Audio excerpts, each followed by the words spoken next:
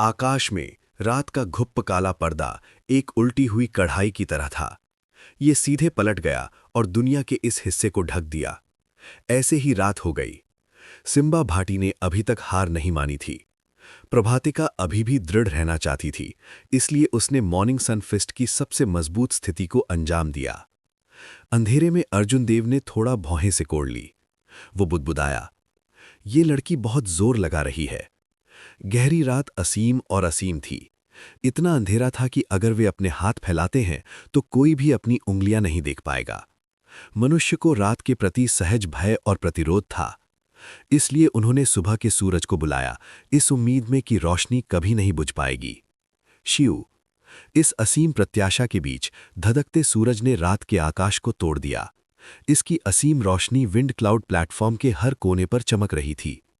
रात के आकाश के तड़के के तहत ये धधकता सूरज बाकियों से अलग लग रहा था। इसका प्रकाश शाश्वत और अटूट लग रहा था। एक लाल सूरज ने 9 प्रांतों को रोशन किया। सारा अंधेरा दिखाई नहीं दे रहा था। सिम्बा भाटी की 4 सीजन सेबर तकनीक की तीसरी चाल का सामना करते समय प्रभातिका ने तकनीक को तोड़ने के लिए क्रूर बल का उपयोग करना चुना। उसने भावहीन शरद ऋतु की हवा को तोड़ने के लिए सुबह के सूरज की सबसे मजबूत शक्ति का उपयोग करने के लिए तैयार किया। सिम्बा भाटी के हाव भाव ठंडे थे। उसकी आंखों में कोई भाव नहीं था। भावहीन शरद ऋतु की हवा उसके पीछे बह रही थी। फिर उसने इस व्यापक कृपाण हड़ताल के साथ आगे बढ़ाया। बुम! विंड क्लाउड प्लेटफॉर्म में एक मजबूत कृपाण प्रकाश चमका। उसके बाद एक चमकदार रोशनी ने पूरे विंड क्लाउड प्लेटफॉर्म को ढक लिया। सिम्बा भाटी ने विंड क्लाउड प्लेटफॉर्म में भीड़ को देखा। प्रकाश के अलावा उसकी आंखों में और कुछ नहीं था। न तो सन्नाटा था और न ही दृश्य। उसकी आंखों में कोई आवाज नहीं थी। कोई दृश्य परिलक्षित नहीं हो रहा था। जो कुछ बचा था वो शुद्ध प्रकाश था जो इधर उधर बह रहा था। एक कर्कश ध्वनि के साथ प्रकाश के भीतर से एक गुंजायमान ड्रैगन दहाड़ सुनाई दी। अनंत शरद ऋतु धीरे धीरे चली गई, एक एक करके प्रकाश के धब्बों को दूर कर रही थी। शरद ऋतु उठी और गिरी। हवा के बीच में सिम्बा भाटी ने एक हाथ से अपनी कृपाण पकड़ी हुई थी, जो लहरदार शरद ऋतु के साथ बह रही थी। सबने ऊपर देखा और देखा कि प्रभातिका जमीन पर कमजोर पड़ी थी। उसका रंग पूरी तरह से पीला पड़ गया था। उसके पीछे सुबह का सूरज पहले ही उस बिंदु तक मंद हो गया था जहां उसने कोई रोशनी नहीं दी थी।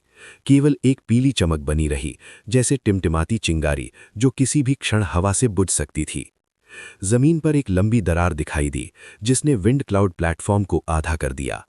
जैसे ही बिजली की रोशनी चमकी, विंड क्लाउड प्लेटफॉर्म धीरे धीरे ठीक हो गया। सिम्बा भाटी ने अपनी कृपाण म्यान की और अखाड़े में शरद ऋतु चारों ओर घूमकर अपनी कृपाण में लौट आई।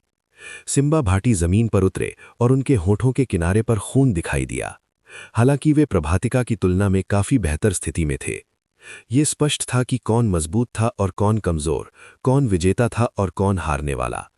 सिम्बा भाटी के सुनहरे अजगर ने भयंकर रूप से दहाड़ते हुए प्रभातिका के 23 मीटर लंबे सुनहरे अजगर को निगल लिया। इसके बाद गोल्डन ड्रैगन 23 मीटर लंबा हो गया, जो समर्थ शर्मा तक पहुंच गया। जमीन पर मौजूद प्रभातिका ने कमजोर होकर खड़े होने की कोशिश की। सिम्बा भाटी को उसकी स्थिति पता थी, इसलिए उसने ठंडी हवा निकाली और धीरे से प्रभातिका को उठने में मदद की। प्रभातिका ने धीरे से कहा, बहुत धन्यवाद। सिम्बा भाटी ने इस लड़की को गहराई से देखा, जिसने उसके 3 कृपाण प्रहारों को पकड़ा था। उसकी आंखों की गहराइयों में सम्मान का एक निशान चमक उठा। उन्होंने मुट्ठी भर की सलामी दी और कहा, मुझे भी आपको धन्यवाद देना है। आपने मुझे 4 सीजन कृपाण तकनीक की कुछ कमियां दिखाईं। मुझे उम्मीद है कि हमें भविष्य में पॉइंटर्स का आदान प्रदान करने का मौका मिल सकता है। खुशी से। उन दोनों के बीच बातचीत के बीच अभी अभी धरती को चकनाचूर करने वाली और तीव्र लड़ाई ठंडी हवा के झोंकों में बदल गई और तनावपूर्ण माहौल हवा के साथ चला गया। हमारी मार्शल कलाकारों की पीढ़ी को ऐसा होना चाहिए। निष्पक्ष और ऊपर से जीतना, दृढ़ता से हारना, उठाने और जाने देने में सक्षम, खुले दिमाग वाला होना। हाउटियान संप्रदाय के बुजुर्गों ने सिर हिलाया और मुस्कुराए। प्रभातिका की शक्ति से ये तय था कि वे टॉप 5 में होंगी। ये हाउटियान संप्रदाय द्वारा प्राप्त अब तक का सबसे अच्छा परिणाम था। जब वे दोनों द्वंद्व मंच से चले गए तो उनके संप्रदायों के विशेषज्ञ, जो लंबे समय से इंतजार कर रहे थे, ने जल्दी से उनका स्वागत किया। उन्होंने उन दोनों को ठीक करने के लिए स्पिरिट पिल्स और गहन साधनों का उपयोग किया, जिससे उनकी युद्ध क्षमता ठीक हो गई। इस दौर में अर्जुन देव का प्रतिद्वंद्वी 10 महान संप्रदायों में से एक धर्मवीर का व्यक्तिगत शिष्य था। उन दोनों के बीच पहले कभी लड़ाई नहीं हुई थी। बेहद लोकप्रिय और अथाह शक्ति वाले अर्जुन देव के सामने धर्मवीर ने आशा की एक किरण को पकड़ रखी थी। उसे लगता था कि उसके पास अभी भी कुछ ट्रम्प कार्ड छिपे हुए हैं, इसलिए उसने तुरंत हार स्वीकार करने का विकल्प नहीं चुना। अर्जुन देव को कोई जल्दी नहीं थी। उन्होंने इस व्यक्ति के साथ कुछ चालें आदान प्रदान की। अपने प्रतिद्वंद्वी द्वारा अपने सभी ट्रम्प कार्ड का उपयोग करने के बाद अब कोई मार्शल कला नहीं थी जो उनकी रुचि को बढ़ा सके। इसलिए अर्जुन देव ने अपना धैर्य खो दिया और अपने 60% समझे गए कृपाण इरादे का उपयोग किया। फिर उन्होंने लाइटनिंग क्लैश कृपाण तकनीक का उपयोग करके अपने प्रतिद्वंद्वी को 3 हमलों में हरा दिया। पूर्ण शक्ति के कारण धर्मवीर का हृदय आश हो गया। धर्मवीर को हराने के बाद अर्जुन देव का गोल्डन ड्रैगन काफी बढ़ गया। ये 26 मीटर तक पहुंच गया, 27 मीटर से केवल 1 मीटर दूर था। हालांकि उनके और सिम्बा भाटी के बीच अभी भी कुछ दूरी बनी हुई थी। ये अर्जुन देव के अपर्याप्त संचय के कारण था। आखिरकार उन्होंने पिछली 5 नेशन युवा प्रतियोगिता में भाग नहीं लिया था और अधिक भाग्य प्राप्त किया था। हालांकि अर्जुन देव ने इस बारे में ज्यादा नहीं सोचा। जब तक वे शिखर पर खड़े होंगे तब तक उनका भाग्य स्वाभाविक रूप से बाकी सबसे आगे निकल जाएगा। अगला मैच वाहिद के खिलाफ समर्थ शर्मा। 20 चालों के बाद वाहिद, जिसने अपनी क्लोनिंग तकनीक का उपयोग किया था, अब पकड़ नहीं सका। समर्थ शर्मा ने भी अपनी सर्वोच्चता का उपयोग नहीं किया। वाहिद ने केवल अपने राजत्व की स्थिति और स्वर्ग की तलवार तकनीक का उपयोग किया, साथ ही अपने 60% समझे गए तलवार इरादे के साथ। इस हद तक कि वाहिद प्रतिकार नहीं कर सका। अर्जुन देव से हारने के बाद वाहिद को समर्थ शर्मा से हार का सामना करना पड़ा। इस बार वाहिद के लिए टॉप 3 में जगह बनाना भी मुश्किल था। जब 90 दौर के मैच समाप्त हुए तो दिग्गजों के बीच एक और मैच आया, चमन चौधरी के खिलाफ ग्रीष्म केतु। एलिमिनेशन राउंड में अपनी शक्ति बनाए रखने के लिए उन्होंने मौन तरीके से लड़ने का निर्णय किया। एक चाल के बाद वे ड्रॉ पर समाप्त हुए। रैंकिंग मैचों में ड्रॉ की अनुमति नहीं थी, एक विजेता का फैसला करना था। इसके अलावा इस समय दोनों ने एक भी मैच नहीं गंवाया था। इस महत्वपूर्ण क्षण में कोई भी हारने का जोखिम नहीं उठा सकता था। अगर वे हार जाते हैं तो वे शिखर पर पहुंचने का मौका गंवा देंगे। उन्हें अपना सर्वश्रेष्ठ प्रदर्शन करना था। ग्रीष्म केतु ने समुद्र की स्थिति से राजत्व की उच्च श्रेणी की स्थिति को समझा था। चमन चौधरी के पास कुछ ट्रम्प कार्ड होने चाहिए जिनका उन्होंने अभी तक खुलासा नहीं किया है। इन दोनों के बीच की लड़ाई लगभग एक समान होनी चाहिए। ये समर्थ शर्मा और वाहिद के बीच की लड़ाई से कहीं ज्यादा रोमांचक होगी। इनकी जीतने की संभावना लगभग समान है। हालांकि मैं अभी भी समरकेतु का पक्ष लेता हूं।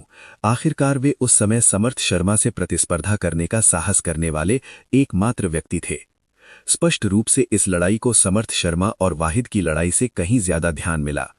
ये बात अर्जुन देव आसपास की चर्चाओं से बता सकता था। अर्जुन देव ने भी इस लड़ाई पर विशेष ध्यान दिया। वो हमेशा चमन चौधरी से डरता था, उसे अथाह नजर आता था।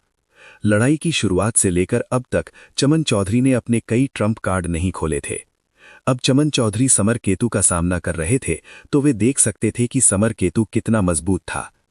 जब समर केतु ने चमन चौधरी का सामना किया तो उसने एक गंभीर अभिव्यक्ति दिखाई। उसने लापरवाही से अपने स्वर्गीय युद्ध हैल्बर्ट को घुमाया और उसके पीछे से एक विशाल समुद्र फैल गया। ग्रीष्म केतु ने पानी की विशाल स्थिति को अपनी सीमा तक पहुंचा दिया। तुरंत लहरें ऊपर और नीचे उठीं। जैसे ही ग्रीष्म केतु उस विशाल समुद्र पर खड़ा था, उसने स्वर्गीय युद्ध हैल्बर्ट को पकड़ लिया और अहंकार से चारों ओर देखा। उठो! ग्रीष्म केतु ने चिल्लाया और समुद्र से एक विशाल लहर उठी। उसने स्वर्गीय युद्ध हैल्बर्ट को दोनों हाथों से पकड़ा और काट दिया। बुम! आकाश से प्रकाश का एक स्तंभ उतरा और चमन चौधरी को घेर लिया। सुनहरी रोशनी के भीतर चमन चौधरी की आभा असीम रूप से पवित्र थी। उसके कपड़ों का हर इंच और उसके बाल का हर किनारा एक फीकी सुनहरी चमक दे रहा था। शिव! चमन चौधरी ने जैसे ही तलवार निकाली, एक गुंजायमान ध्वनि सुनाई दी। एक तलवार का इरादा फैल गया। जैसे उसने तलवार को हवा में घुमाया, जिससे एक उज्ज्वल रोशनी निकली। इससे पहले कि स्वर्गीय युद्ध हैल्बर्ट चमन चौधरी तक पहुंच पाता, सुनहरी तलवार ने समर केतु के विशाल हैल्बर्ट स्ट्राइक को आसानी से रोक दिया। निडर ड्रैगन बर्स्ट। अपनी पहली चाल विफल होने पर ग्रीष्म केतु ने जल्दी से एक और चाल में बदल लिया। उसके पैरों के नीचे की लहरें बेहाल तरीके से घूमी, जिससे एक विशाल भंवर बन गया। वो बाढ़ अजगर में बदल गया और खुद को छिपा लिया। लहरें लुढ़कती रहीं और आंधी नहीं रुकी। पानी की शक्तिशाली अवधारणा पूरे क्षेत्र में बनी रही और व्याप्त हो गई, जिससे हर किसी को ऐसा लगा जैसे वे वास्तव में एक विशाल महासागर में हैं, और बिना किसी कारण के उनके दिलों में तुच्छता की भावना पैदा हो गई। चमन चौधरी मंद मंद मुस्कुराए और आने वाले निडर ड्रैगन बर्स्ट को देखा। आगे बढ़ने के बजाय वे पीछे हट गए। पानी के ड्रैगन के भंवर को देखते हुए उनकी गहरी आंखों में एक उज्ज्वल रोशनी चमक रही थी। ऐसा लगता था कि उनकी आंखों के सामने सब कुछ एक भ्रम है। स्वर्ग नष्ट करने वाली तलवार। तलवार से नीचे बहने वाला प्रकाश अचानक एक रेखा में संघनित। वाटर ड्रैगन बर्स्ट से एक दबी हुई कराह आई। समर केतु, जो भीतर छिपा हुआ था, ने अपने स्वर्गीय युद्ध हलबर्ड को लहराया और जल्दी से पीछे हट गया। जब निडर वाटर ड्रैगन बर्स्ट चमन चौधरी के 2 सेंटीमीटर के भीतर था, तो वो बारिश की बूंदों में बिखर गया और आसमान से गिर गया। वे बिखर गए और आसमान से गिरने वाली बारिश की बूंदों में बदल गए। जब वे विंड क्लाउड प्लेटफॉर्म पर उतरे, तो बारिश की बूंदें फट गईं। बारिश की बूंदों में निहित ऊर्जा ने एक भयानक शॉकवेव को उड़ा दिया, जिससे एक असीम शॉकवेव उड़ गई। बारिश की एक बूंद में ऐसी शक्ति थी, यह बहुत चौंकाने वाला था। जैसे ही सुनहरी रोशनी फैलती गई, इससे पहले कि तेज बारिश की बूंदें चमन चौधरी के करीब पहुंच पातीं, वे धुंधली भाप में बदल गईं। चमन चौधरी ने अपनी निगाहें एकाग्र कीं और पहल को जब्त कर लिया। वो आगे बढ़ने और तेज पलटवार करने में संकोच नहीं किया। Dang dang dang. समुद्र मंथन कर रहा था और लहरें गरजने लगीं। जगह भर गई, रोशनी ने जगह भर दी। भयानक लहरों के बीच दोनों ने जल्दी से चालों का आदान प्रदान किया। एक पल में उनमें से प्रत्येक ने 100 से अधिक चालें चलीं। चमन चौधरी उस तरह के व्यक्ति थे जिन्हें एक बार अवसर मिलने के बाद स्थिति को बदलना मुश्किल हो जाता था। लड़ाई जितनी लंबी खिंचती जाएगी, शुरुआत में उसके पास उतने ही अधिक अवसर होंगे। रास्ते में चमन चौधरी के कई विरोधियों को चमन चौधरी द्वारा एक कोने में मजबूर कर दिया गया था। इससे पहले कि वे अपनी सर्वश्रेष्ठ चालें चला पाते, वे पहले ही हार चुके थे। ग्रीष्मकालीन केतु के बर्जर्क ड्रैगन बर्स्ट में ओपनिंग का फायदा उठाते हुए चमन चौधरी ने पलटवार किया। तब से वो ऊपरी हाथ में था। उन्होंने टिमटिमाती सुनहरी रोशनी के साथ हमलों की एक श्रृंखला शुरू की, जो एक भी पर नहीं रुके। मैं इसे बाहर नहीं खींच सकता। ग्रीष्मकालीन केतु को सावधान महसूस हुआ। स्थिति उस बिंदु तक नहीं पहुंची थी जिसे अभी तक बचाया नहीं जा सकता था। हालांकि अगर ऐसा ही चलता रहा तो लड़ाई की लय चमन चौधरी के नियंत्रण में आ जाएगी। उस समय ग्रीष्मकालीन केतु अगर हारना नहीं चाहते तो भी वो हार जाएंगे। वो दूसरों की तरह समाप्त हो सकता है, यहां तक कि उसे अपनी सर्वश्रेष्ठ चालें चलने का मौका भी नहीं मिल सकता। मैं पीले आकाश का पुत्र हूं, 4 समुद्रों का राजा हूं। एक राजा की शक्ति मेरे सामने सब कुछ के माध्यम से व्यापक है। ग्रीष्मकालीन केतु ने अपने हृदय में दहाड़ लगाई और अंत में अपने राजत्व की स्थिति को बाहर निकाल दिया। उस पल में वैशाल समुद्र से लहरों के 81 खंबे आकाश में उठे। पूरा समुद्र उछल पड़ा और राजत्व की विशाल स्थिति बाहर निकल आई। इससे ग्रीष्मकालीन केतु की आभा बदल गई। स्वर्गीय युद्ध हलबर्ड एक गरजते हुए बाढ़ ड्रैगन की तरह बह गया। चमन चौधरी की आंखों में शौक चमक उठा। उसने तुरंत सुनहरी तलवारों की एक स्क्रीन भेजी, फिर पीछे हटते हुए कहा, भूम भूम भूम। एक राजा का क्रोध पहाड़ों और नदियों को खून से लथपथ कर रहा है। चमन चौधरी ने जो तलवारों की पर्दा भेजी थी, उसका कोई असर नहीं हुआ। स्वर्गीय युद्ध हलबर्ड ने बिना किसी डर के तलवारों के पर्दे को फाड़ दिया और चमन चौधरी के सीने के सामने तलवार से वार किया। चमन चौधरी के शरीर में की और खून पीछे हटते ही अनंत कांप रहा था। जब वो उतरा तो उसने जमीन में 3 सेंटीमीटर गहरे पैर के निशान छोड़ दिए।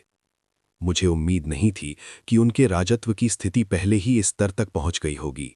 उसे इसे बदलने के लिए एक पल की भी जरूरत नहीं है। ग्रीष्मकालीन केतु के बाद केतु ने राजत्व की स्थिति को बाहर निकाला तो उसकी शक्ति तुरंत बढ़ गई। जब उसने चमन चौधरी को ठंड से देखा तो उसकी आभा दमनकारी स्तर पर पहुंच गई। ग्रीष्मकालीन केतु ने भयंकर रूप से दहाड़ते हुए कहा, मेरी चाल प्राप्त करो, स्वर्ग की ओर इशारा करो, धरती को रौंदो। जैसे ही समर केतु ने अपने स्वर्गीय युद्ध हलबर्ड को आकाश की ओर इशारा किया, चारों समुद्र उछल पड़े। एक निराकार ऊर्जा बाहर निकली। हलबर्ड की नोक से एक निराकार ऊर्जा निकली और विंड क्लाउड बैरियर में एक छोटा सा छेद फाड़ दिया। यहां तक कि निम्न श्रेणी के मार्शल मोनार्क भी विंड क्लाउड बैरियर को नहीं तोड़ सकते थे। अप्रत्याशित रूप से समर केतु ने इसे अपने हलबर्ड के एक बिंदु से तोड़ दिया। सिटी लॉर्ड्स रेजिडेंस में कई मार्शल मोनार्क के भाव बदल गए। ड्रैगन सीलिंग सिटी के सिटी लॉर्ड मयूर ने उदास होकर कहा, इस साथी की ताकत और तीक्ष्णता कुछ निम्न श्रेणी के मार्शल मोनार्क के समान है। और भी भयानक अभी आना बाकी था। समर केतु ने अपने हलबर्ड को आगे की ओर इशारा किया और अपने दाहिने पैर से जमीन पर जोर से पटका। विंड क्लाउड प्लेटफॉर्म पर एक लंबी दरार आ गई और तेजी से फैल गई। विशाल विंड क्लाउड प्लेटफॉर्म तुरंत आधे में विभाजित हो गया। अपने पैर से विशाल रिबाउंड बल का उपयोग करते हुए समर केतु की गति मैक 4 के माध्यम से टूट गई, जो मार्शल मोनार्क के स्तर तक पहुंच गई। एक झटके में वो चमन चौधरी के सामने आ गए। Life extinguishing reversing blood sword. Chaman Chaudhary की प्रतिक्रिया दर्शक डैश में बैठे कल्टीवेटरों की आंखों से भी तेज थी। जैसे ही ग्रीष्मकेतु ने 7 कदम बढ़ाए, चमन चौधरी ने अपनी तलवार छोड़ दी। फिर उसने जल्दी से अपनी दाहिनी पलेथी से एक सुनहरा घेरा खींचा। एक पल में 8 प्रकाश की किरणें आकाश से उतरीं। इस समय चमन चौधरी की आंखें पूरी तरह से सुनहरी हो गईं। उन्होंने कुलीनता, सम्मान, शक्ति और गर्व की भावना दी। जाओ। समर केतु ने अपने सामने तैर रही तलवार की मूठ पर जोर से मारा। प्रकाश का सुनहरा स्तंभ तेजी से लंबा हो गया, वर्चस्व की आभा के साथ आगे बढ़ रहे समर केतु का स्वागत करने के लिए। डैंग। ग्रीष्म केतु इतनी तेजी से आगे बढ़ा कि उसे हवा में कोई देख नहीं सकता था। सुनहरी रोशनी के दबाव में वो एक बार फिर से अपनी ढाल के साथ प्रकट हुआ। इसके बाद की तलवार ने तुरंत समर केतु पर प्रहार किया। उस तलवार प्रहार का समय अत्यंत सटीक था। ये एक आध्यात्मिक तलवार की तरह था, शानदार और बेजोड़। चमन चौधरी ने ग्रीष्म केतु की चाल के कमजोर बिंदु पर प्रहार किया। चमन चौधरी ने आसानी से आकाश की ओर इशारा करने वाली हलबर्ड चाल को तोड़ दिया और कुछ ही चालों में जमीन पर गिर गए। हा हा हा हा, अप्रत्याशित रूप से आप इस तरह पृथ्वी को खींचते हुए मेरे पॉइंट टू द हेवंस को तोड़ सकते हैं। क्या आंखें खोलने वाला है, क्या आंखें खोलने वाला है। उस स्थिति में मुझसे एक और कदम प्राप्त करो। ग्रीष्म ऋतु केतु को बहुत प्रसन्नता महसूस हुई। वो अपने तुरुप के पत्ते को टूटने से निराश महसूस नहीं कर रहा था। वो जोर से हंसा और राजत्व के राज्य के समर्थन से सभी प्रकार के मजबूत तुरुप के पत्ते भेजे। लहरों के बीच उसने चमन चौधरी पर हमला कर दिया। समर केतु की हर चाल पृथ्वी पर स्वर्ग रौंदने से कमतर नहीं थी। विंड क्लाउड प्लेटफॉर्म पर कई दरारें आ गईं। जिस गति से विंड क्लाउड प्लेटफॉर्म ठीक हो रहा था, वो समर केतु के विनाश की गति के अनुरूप नहीं रह सका। चमन चौधरी घबराए नहीं। उसकी आंखें अनंत सुनहरी रोशनी से भर गईं। सुनहरी रोशनी की 8 किरणें उसे घेरे हुए थीं। जब उसने अपनी तलवार लहराई तो वो दुनिया में चलने वाले भगवान की तरह लग रहा था। अर्जुन देव ने प्रकाश की स्थिति की शक्ति को एक अकल्पनीय स्तर पर ले गए। वो समर केतु के राजत्व की स्थिति के साथ आमने सामने भिड़ गए। बिल्कुल भी रास्ता नहीं दे रहे थे। समर केतु की सभी चालों को तोड़ रहे थे। मैंने लंबे समय से ऐसा संतुष्ट महसूस नहीं किया था। आप मेरे 18 तुरुप के पत्तों को तोड़ने में सफल रहे हैं। चमन चौधरी, यदि आप मेरा अगला कदम प्राप्त कर सकते हैं तो मैं, समर केतु, केवल हार मान लूंगा।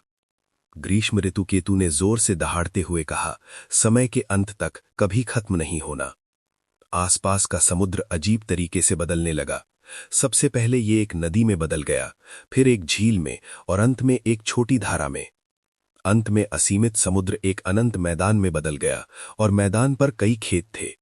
उस पल में देख रहे सभी कल्टीवेटरों ने समय का प्रवाह देखा। विशाल समुद्र धीरे धीरे शहतूत के खेतों में बदल गया। अजीब बदलाव ने लोगों को वास्तव में दुनिया के अंत का अर्थ महसूस कराया। दुनिया की समृद्धि एक क्षणभंगुर बादल की तरह थी। इतने लंबे समय का सामना करते समय सभी लोग किसी कारण से महत्वहीन महसूस करते थे। यहां तक कि विशाल समुद्र भी शहतूत के खेतों में बदल सकता था। एक व्यक्ति के लिए क्या मायने रखता था? हालांकि हर चीज का हमेशा एक अपवाद था। समय के उतार चढ़ाव के बीच एक ऐसा व्यक्ति था जो कभी नहीं रुका।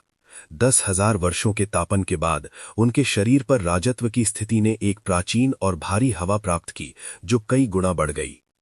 पलक झपकते ही 10,000 साल बीत गए। समय के अंत तक मैं अभी भी यहां हूं। राजत्व की स्थिति कभी खत्म नहीं होगी। राजत्व की स्थिति का उपयोग करते हुए ग्रीष्मकालीन केतु ने एक सांस में 10,000 वर्षों तक अपने राजत्व की स्थिति को शांत किया। फिर उसने जल्दी से अपना कदम उठाया। इसके बारे में सोचकर ही सभी लोग डर के मारे कांप उठने लगे। इस तरह के भयानक आक्रमण को कैसे रोकना चाहिए था? हलबर्ट पर प्राचीन आभा ने सभी को अत्यधिक भारी महसूस कराया, जैसे कोई पहाड़ उन पर दबाव डाल रहा हो।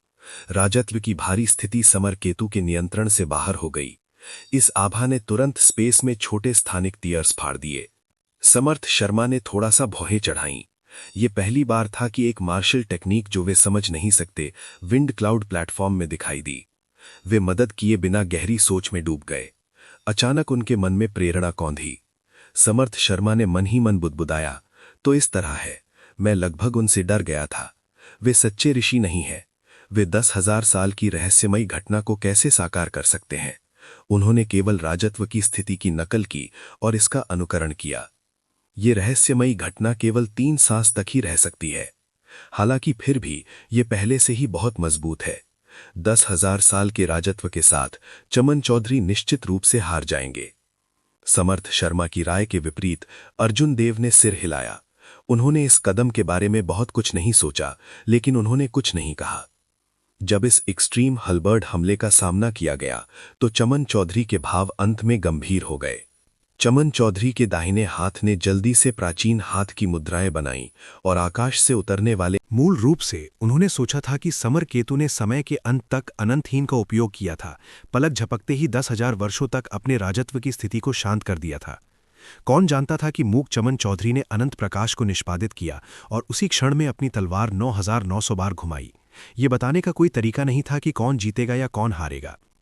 अनगिनत आकृतियां पलक झपकते ही एक साथ विलीन हो गई और एक उज्ज्वल प्रकाश छोड़ी।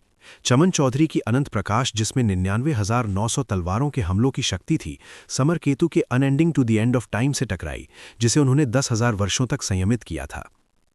बैंग! एक तेज आवाज सुनाई दी। भीड़ जो करीब से देख रही थी समय पर प्रतिक्रिया नहीं कर सकी। उनके पास धमाके की आवाज सुनने का भी समय नहीं था। जैसे ही उन दोनों ने अपनी हत्या की चाल को अंजाम दिया, एक मजबूत ऊर्जा फूट पड़ी। वो ऊर्जा दोनों के नियंत्रण को पार कर गई। ग्रीष्मकालीन केतु के पास प्रतिक्रिया करने का समय नहीं था। उन्होंने तोप के गोले की तरह होश के साथ वापस गोली चलाई।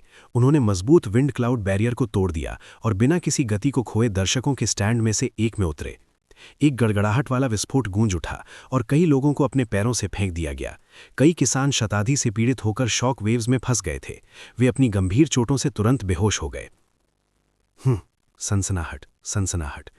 हालांकि जैसे ही चमन चौधरी उस ऊर्जा से वापस खटखटाने वाले थे, सुनहरी रोशनी की एक किरण आकाश से उतरी और फट गई।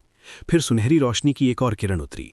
सुनहरी रोशनी की कुल 9 किरणें आकाश में उड़ गई। जब प्रकाश की किरणें विस्फोट में हुई तो वे उस अविश्वसनीय रूप से मजबूत प्रभाव को नकार देने में कामयाब हुईं। चमन चौधरी विंड क्लाउड प्लेटफॉर्म पर पीले रंग के साथ खड़े थे। वो थोड़ा हाँफने लगा और उसकी अभिव्यक्ति बेहद भद्दी थी। उसके कपड़े फटे हुए थे। सुनहरी रोशनी बहुत पहले ही गायब हो चुकी थी। उसकी पवित्र आभा अब शुद्ध नहीं थी। हालांकि वो एक दयनीय स्थिति में था, फिर भी वो विंड क्लाउड प्लेटफॉर्म पर खड़ा था। समर केतु की तुलना में जिसे विंड क्लाउड प्लेटफॉर्म से बाहर कर दिया गया था, उसका भाग्य अज्ञात था, विजय स्पष्ट थी। जब लाखों दर्शकों ने यह दृश्य देखा तो वे सभी अवाक रह गए। उन्हें उम्मीद नहीं थी कि मार्शल मोनार्क के नीचे द्वंद्व युद्ध से इतना बड़ा हंगामा होगा। यहां तक कि विंड क्लाउड बैरियर भी इसका सामना नहीं कर सका। रेफरी भी बेहद हैरान था। हालांकि वो बहुत अनुभवी था और जल्दी ही अपनी बुद्धि वापस पा ली। उन्होंने कहा, चमन चौधरी की विजय हुई, आपको 2 अंक मिलते हैं। लंबे समय के बाद ही भीड़ ने प्रतिक्रिया की। उन सभी ने आह भरी। चीजें वास्तव में बदल गई हैं। आधे कदम वाले मार्शल सम्राटों के बीच एक द्वंद्व युद्ध ने वास्तव में इस तरह का हंगामा पैदा किया। ये एक अवर ग्रेड मार्शल सम्राट से कमजोर नहीं है। सिम्बा भाटी की 4 सीजन सेबर टेक्निक की तीसरी चाल ने विंड क्लाउड बैरियर को लगभग तोड़ दिया। अगर उसने चौथी या 5वीं चाल का उपयोग किया होता तो ये विंड क्लाउड बैरियर उसे रोक नहीं पाता। उस समर्थ शर्मा में निश्चित रूप से विंड क्लाउड बैरियर को तोड़ने की ताकत है।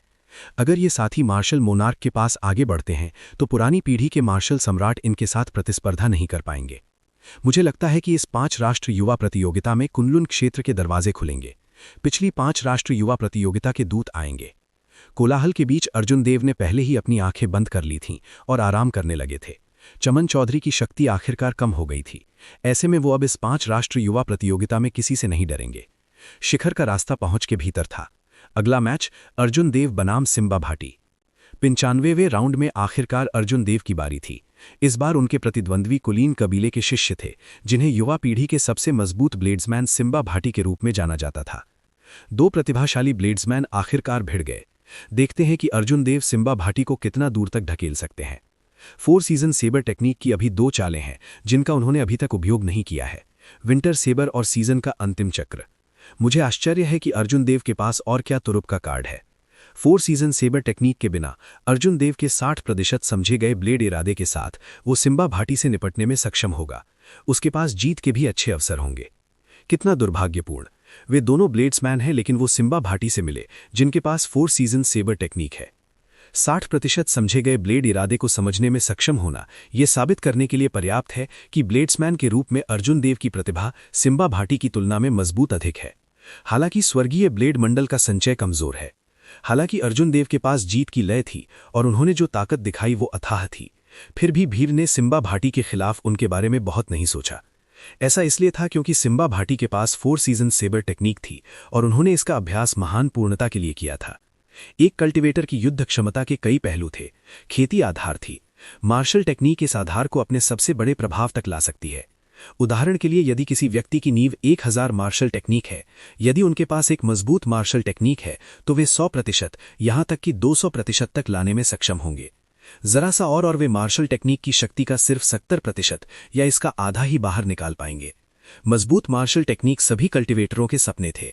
ये एक महत्वपूर्ण कारण भी था कि महान संप्रदाय इतने सारे प्रतिभाशाली साधकों को आकर्षित कर सकते थे। कुछ छिपे हुए स्थानों के अलावा दुनिया में मजबूत मार्शल टेक्निक्स लोगों को खोजने का इंतजार कर रही थीं, जो सार्वजनिक रूप से ज्ञात थीं। वे सभी महान संप्रदायों के हाथों में थीं। निस्संदेह भाटी कबीला एक कुलीन कबीला था जो एक महान संप्रदाय को टक्कर दे सकता था। 4 सीजन सेबर टेक्निक एक ऐसी मार्शल टेक्निक थी जो अपनी शक्ति का 200% तक बाहर निकाल सकती थी, शायद 3 बार भी। दर्शकों की राय में अगर अर्जुन देव के पास 60% समझे गए ब्लेड इरादे नहीं होते तो वो सिम्बा भाटी के लिए इस ताकत के साथ मुकाबला नहीं कर पाता। वो एक चाल भी प्राप्त नहीं कर पाता। 60% समझे गए ब्लेड इरादे ने इस लड़ाई में कुछ चर जोड़ दिया जिससे भीड़ का ध्यान आकर्षित हुआ। विंड क्लाउड प्लेटफॉर्म पर सिम्बा भाटी के हृदय में एक मजबूत लड़ाई की भावना जल रही थी। तलवारों की बिनबिनाहट की आवाज उसकी आंखों की गहराई में दिखाई दी। तेज तलवार अनूठी तीक्ष्णता की किरण में बदल गई, जो एक तेज चाकू की तरह शून्य की बाधा को भेदते हुए अर्जुन देव की ओर गोली चला रही थी। अनिर्वाचित गूर किराशल दायर का सार था जो अपने साथ हवा के झोंके लेकर आया था जैसे जैसे वो धीरे धीरे अर्जुन देव की ओर बढ़ रहा था। अर्जुन देव मंद मंद मुस्कुराया और उसकी आंखों से तलवार का इरादा सीटी मारने लगा। धीरे धीरे आने वाली हवा उन दोनों के बीच रुक गई और फिर अचानक विस्फोट हो गया। झंग। शून्य में हथियारों के टकराने की कर्कश आवाज थी। निर्भीक तलवार के इरादे ने विंड क्लाउड बैरियर को भेद दिया और चारों दिशाओं में बिखर गया। आसपास के कई किसान बिना अपने हथियारों पर अपनी पकड़ मजबूत किए नहीं रह सके। वे समान रूप से मेल खाते थे। आभा के मामले में कोई लाभ प्राप्त करने में सक्षम नहीं था। हालांकि ये वो परिणाम नहीं था जो अर्जुन देव चाहते थे। अचानक उन्होंने अपनी आंखें सिकोड़ लीं और अर्जुन देव ने जो तलवार भेजी थी वो अचानक एक अदृश्य तलवार की तरह एक रेखा में संघनित हो गई। चींची। तलवार का इरादा हवा में फट गया जिससे एक भेदक चीख निकली। उसने सिम्बा भाटी की आभा को एक ही बार में बिखेर दिया और आगे बढ़ते हुए 60% समझे गए ब्लेड इरादे की ताकत को बढ़ावा दिया। सिम्बा भाटी की आंखों में आश्चर्य दिखाई दिया। सोचने के लिए अधिक समय न होने के कारण वो केवल अपना सिर थोड़ा झुका सकता था। हुची। तलवार का इरादा एक अनिर्वाचित ऊर्जा में बदल गया जो सिम्बा भाटी के चेहरे को छू गई। उसके महीन काले बाल धीरे धीरे नीचे बह गए। जब सिम्बा भाटी ने अपने महीन काले बालों को नीचे गिरते देखा तो वो बेहद चौंक गया। आभा के टकराव में अर्जुन देव ने उन्हें बिना किसी सस्पेंस के हरा दिया। सिम्बा भाटी ने फिर से अर्जुन देव की ओर देखा और अधिक सतर्क हो गए। उन्होंने कहा, 60% समझे गए ब्लेड इरादे। तलवार की तकनीक में आपकी प्रतिभा निश्चित रूप से मुझसे मजबूत अधिक है। यदि आपके पास 1 और 2 साल हैं और आप मार्शल सम्राट बन जाते हैं तो मैं आपके लिए एक मैच नहीं होगा। जब कोई मार्शल सम्राट बन जाता है तो उसके शरीर का सारा सार क्विंटेसेंस में परिष्कृत हो जाता है। ये ऋतुओं के चक्र की शक्ति का विरोध करने के लिए पर्याप्त होगा। 4 सीजन सेबर टेक्निक का लाभ उतना अच्छा नहीं होगा। अर्जुन देव के हाव भाव शांत बने रहे। उन्होंने दूसरे पक्ष की बातों का इनकार नहीं किया। उन्होंने शांति से कहा, क्या आप 1 और 2 साल तक इंतजार करना चाहते हैं? आपको जल्दी ही पता चल जाएगा। दर्शक स्टैंड में बैठे कल्टीवेटरों ने जब अर्जुन देव के शांत भाव को देखा तो वे आश्चर्यचकित रह गए। उन्होंने संदेह से कहा, अजीब बात है, इस अर्जुन देव को इतने बड़े शब्द कहाँ से मिलते हैं? ऐसा लगता है कि वो बहुत आत्मविश्वासी हैं और सिम्बा भाटी की बिल्कुल भी परवाह नहीं करते हैं। अर्जुन देव का ये रवैया देखकर सिम्बा भाटी का चेहरा डूब गया। उन्होंने ठंडे स्वर में कहा, व्हाइट रोब्ड ब्लेड्समैन, अपने आप को महान न समझें। मैं केवल आपकी चापलूसी कर रहा था। वास्तव में ये मत सोचें कि आप मेरे मैच हैं। अर्जुन देव ने अपना दाहिना हाथ सेबर की मूठ पर रखा और उदासीनता से कहा, मैंने कभी अपने आप को कम नहीं आंका। अब आप मेरे मैच नहीं हैं। अब से 2 साल बाद आप मेरे लिए एक मैच से भी कम होंगे। चूंकि आप कोई कदम नहीं उठाने वाले हैं, मैं करूंगा। काका। अर्जुन देव ने बोलने के बाद उन्होंने अपनी चंद्र छाया सेबर निकाल ली। चारों तरफ से तेज हवाएं इकट्ठी हो गईं। आकाश में बादल उमड़ रहे थे। अर्जुन देव के सिर की ओर बढ़ रहे थे। हर तरफ हवाएं चल रही थीं और बादल छा गए थे। ये लाइटनिंग क्लश सेबर टेक्निक का प्रारंभिक रुख था।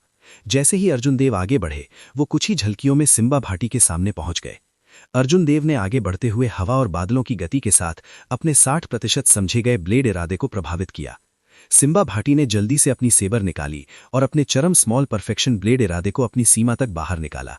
वो चिल्लाया, स्वर्ग तोड़ने वाली सेबर टेक्निक की पहली चाल। डैंग। तलवारें आपस में टकराईं और अर्जुन देव धीरे से आगे बढ़ गए। एक बढ़ती हुई शक्ति उमड़ पड़ी।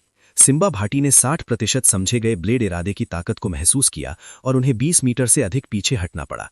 डैंग डैंग डंग। एक चाल में बढ़त हासिल करने के बाद अर्जुन देव ने संकोच नहीं किया। उसका पूरा शरीर कृपाण में बदल गया। एक तेज रोशनी बिखेर रहा था, जैसे कि उसने सभी प्रकार के हमलों को अंजाम दिया था। जब अर्जुन देव ने अपने 60% समझे हुए कृपाण के इरादे को सामने लाया तो उसकी ताकत चौंकाने वाली थी। मानसिक रूप से तैयार नहीं सिम्बा भाटी को पकड़ लिया गया। पीछे हटना, बार बार पीछे हटना। अर्जुन देव की जबरदस्त आभा के सामने सिम्बा भाटी अपनी स्वग तोड़ने वाली 18 कृपाण तकनीकों की गति को प्राप्त नहीं कर सके। उस पल में वो 200 मीटर से अधिक पीछे हट गए। सिम्बा भाटी के हाव भाव ठंडे हो गए, क्योंकि वो अब पीछे नहीं हटाता। उन्होंने उस सर्वोत्कृष्टता को बाहर निकाला जिसे उन्होंने सफलतापूर्वक परिष्कृत किया था। कृपाण ने तुरंत एक चमकदार नीली रोशनी दी। जैसे ही कृपाण की रोशनी नाचती थी, हवा में छोटी पिच काली दरारें दिखाई दीं। इससे इस कदम की ताकत बहुत बढ़ गई और इसकी आभा दुगने से भी अधिक हो गई। सार और सर्वोत्कृष्टता एक शब्द का अंतर था, लेकिन एक दुनिया का अंतर था। क्विंटेसेंस के सिर्फ 5वें हिस्से में पहले से ही इतनी ताकत थी। ये कल्पना करना कठिन था कि मार्शल सम्राटों की ताकत कितनी भयानक होगी, जिन्होंने अपने सभी सार को सर्वोत्कृष्टता में परिष्कृत किया था।